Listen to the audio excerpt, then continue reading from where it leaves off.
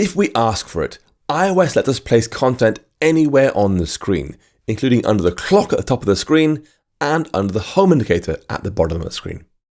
Now clearly, this doesn't look good, which is why SwiftUI ensures by default its components stay in what's called a safe area, an area where they can't be covered up by system UI or clipped by the rounded corners you have in iPhones and iPads. Now in iPhone 15 Pro and similar, these safe area space is defined by being under the dynamic island and also above the home indicator. So it can go anywhere near these rounded corners.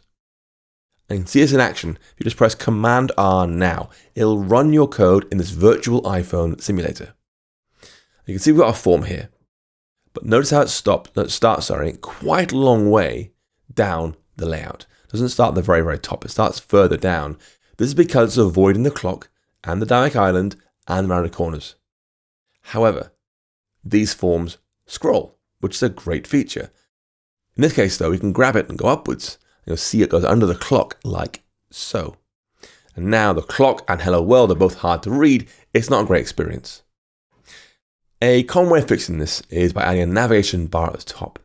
These are good for having titles, buttons, but also for showing and hiding screens of information as the user takes some kind of action.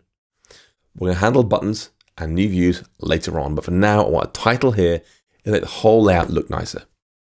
You've seen how I've got text inside section and section inside form.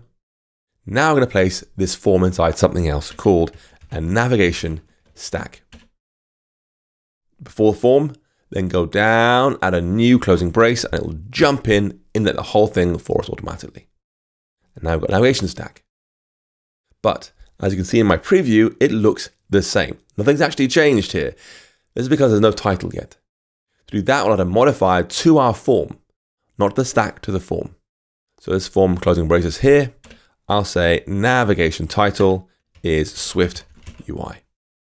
And now you see this large title text at the top, SwiftUI. If you want small title text, you can have that.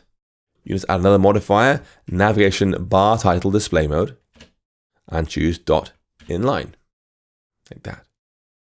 Now you can see how Apple uses these titles in their own apps. They nearly always have the first screen, like in settings, for example, have the large style, SwiftUI, and it becomes small as you scroll around, like that. But for subsequent screens, go into Wi-Fi or general or whatever you want to go into, they'll have the smaller text there.